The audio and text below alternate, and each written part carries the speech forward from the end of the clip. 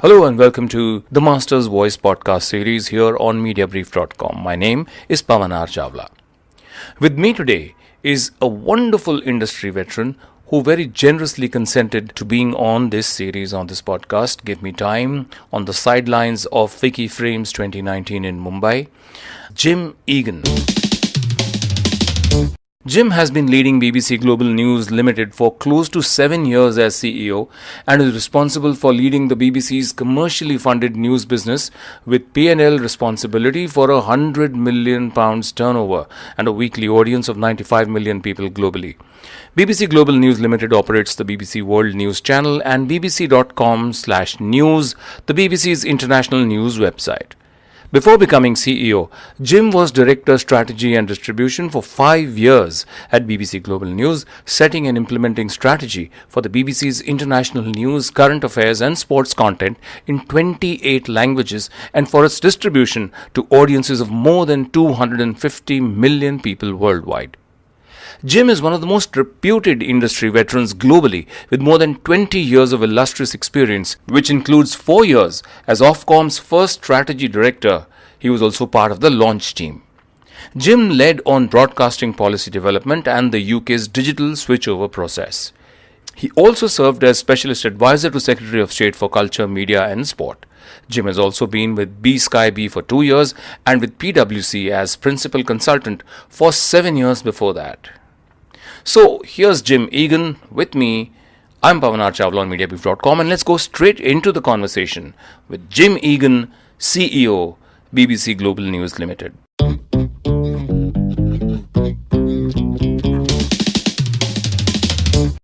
Jim, you are CEO of BBC Global News. Mm-hmm. What are your primary mandates there? Making the numbers add up. So it's a fascinating sector to work in. It's a hackneyed term, but it's a genuine privilege to represent the BBC, particularly internationally, which is an organisation which is widely known and also generates a certain amount of respect in certain parts of the world.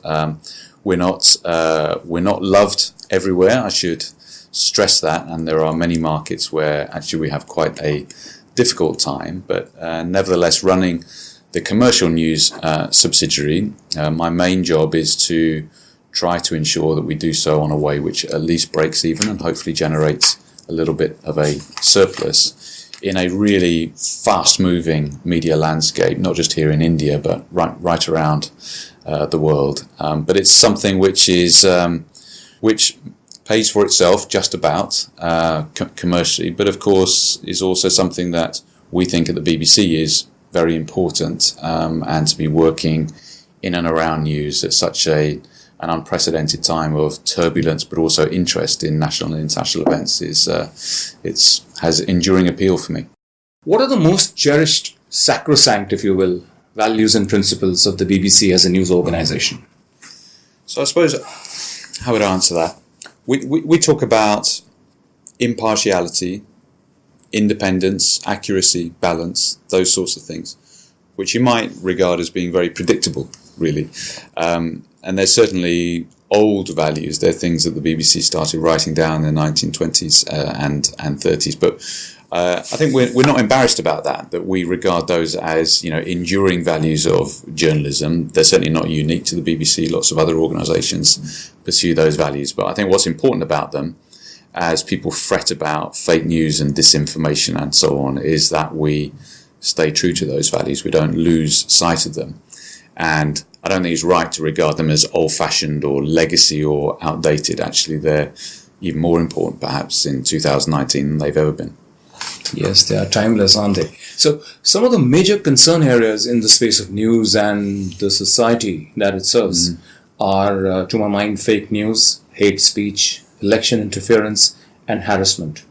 In fact, Facebook has been receiving enormous flack and censure for these on its various platforms. So, at the BBC, what do you see as the biggest concern areas, and how do you work to ensure that your news teams don't end up abetting them innocently? Right. So I think The primary focus for the BBC is for us to continue doing what we've always been doing, as I hinted in my previous answer. So although we are concerned about fake news, I think our focus is more on ensuring the BBC continues to do real news, and that whether that content appears on the BBC's own outlets or on Facebook or Google or Twitter, that we are sticking to those values of journalism, and that we are being a source of news information that people can trust.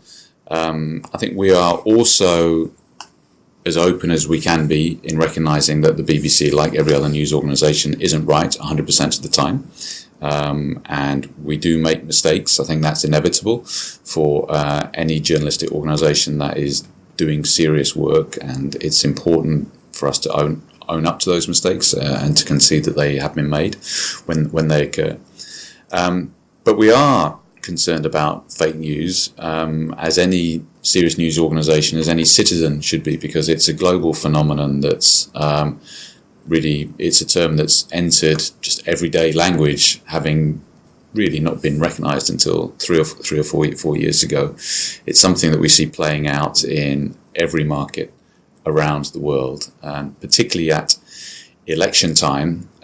It is a serious issue, and we've got big investigations underway, including criminal investigations in the UK, about what happened during the referendum in 2016, where the decision was taken for the UK to leave the EU. Big concerns about funding, ownership, sources of information, and also the way in which that information was targeted. So it's a global phenomenon, something that we're seeing. And here in India, we are, as the election campaign gathers speed, we are trying to do a small number of practical things to make a positive difference to that. I'm sure it's completely innate to everybody at the BBC to be careful about the news that they cover and to make sure that it's completely vetted properly. Do you also have a process?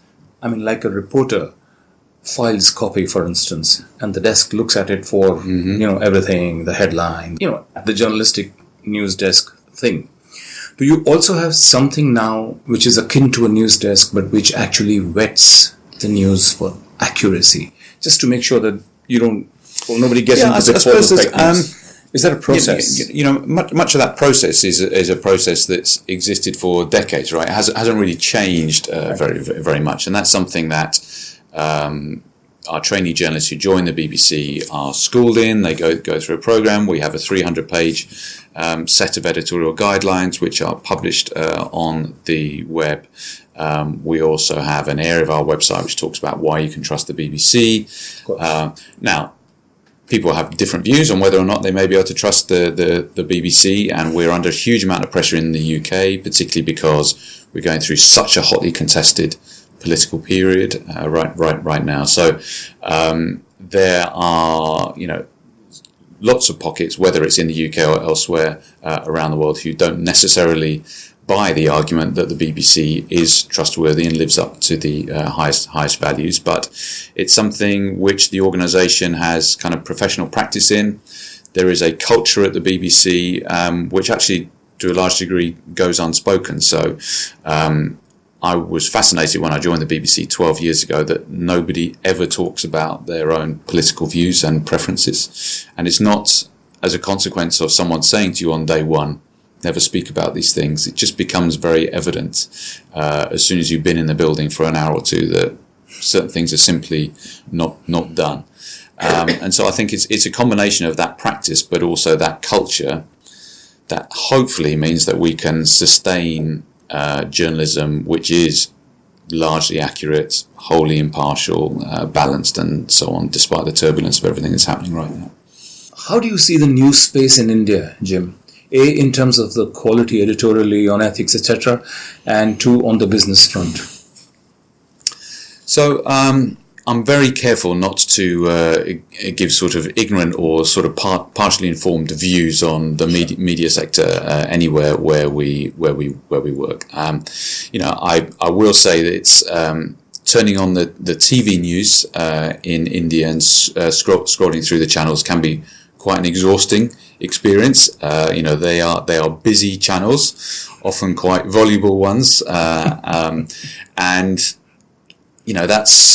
that's clearly what audiences like, and that's the practice, and it's become the established norms. And I sometimes look at our channel, scrolling up and down through the EPG, and I think, oh my goodness, it's a bit empty here. It's a bit barren, and things moving a bit slowly. But that's the way we've chosen to run our channel, and it's different to many of the Indian channels here, and perhaps not to everybody's taste. But that's the particular view that we have. But it's a market that's vibrant in every sense, not just editorially, but also financially, and it's growing at a rate that you don't see in many other places around the world. Certainly not in big markets to be seeing advertising rates of 13, 14, 15% going up year on year. So it's one that's also full of opportunity and potential, and we're very happy to play a small but hopefully meaningful part here in the Indian landscape and to see our position growing.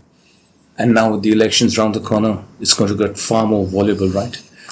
It's inevitable, I suppose, that the election is taking place. It's a huge democratic exercise, unlike anything we see anywhere else in the world. So that sort of electoral event is something that we try to portray and describe to our audiences outside India who don't understand India as well. There's a huge amount at stake. Both economically and also in terms of national and regional security, of course. So, the focus of the world's attention will be on India over the next couple of months, and we'll be doing our best to tell that story. Today, most news channels in India are in the red. What would you say a not-so-successful news channel, which may be editorially pretty good, needs to do to get out of the red? In India, that is. Well, it's...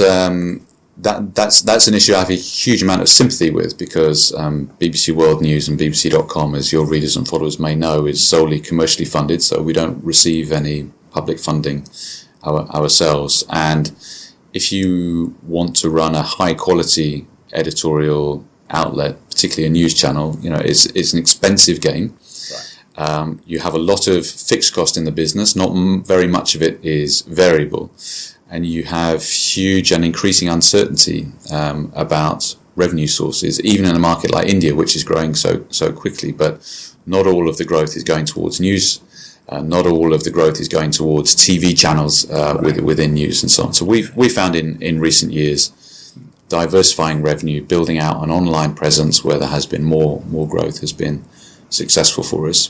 But it's also important for us that in India we are paid for our carriage. We do not pay for carriage.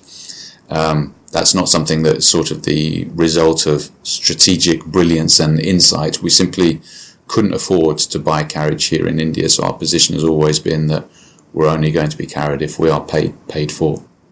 And we're delighted that we're able to sustain that. It's also the quality and the brilliance of your entire channels and their propositions. Oh, you're very kind. Thanks for saying so. No. How has the new tariff order impacted the BBC in India, do you think, or it's too early to say? Well, you've stolen my answer there. I think we were very concerned about how that might play out, because the BBC is basically a standalone channel here, and we're an international channel in the English language. We are somewhat marginal on the landscape. So things are still settling down, but so far we are a bit more optimistic about how it may play out, actually, certainly compared to originally we were deeply concerned about what it may mean for us. But so far things seem to be going not too badly. Yeah. And what do you see the new tariff order doing to the television industry in India? Impossible to answer at this stage. I think we're only at the dawn of that. But speaking with some of the operators here in India, people are certainly quite concerned about what the consequences may be. I think we really don't know enough yet about what the subscriber reaction is going to be, because we're just at the stage of people moving from their old packs and bouquets to really being in this a la carte world. But it's a seismic change, I think, both for platform operators and also for broadcasters and subscribers themselves. We've seen some similar things elsewhere, but it's quite rare for such a dramatic change to be happening. But as far as I can tell, players seem to be complying with the new order. Subscribers are starting to get their heads around it, and we're going to be watching it very closely. Well, thank you so much, Jim, for that insightful conversation, that chat.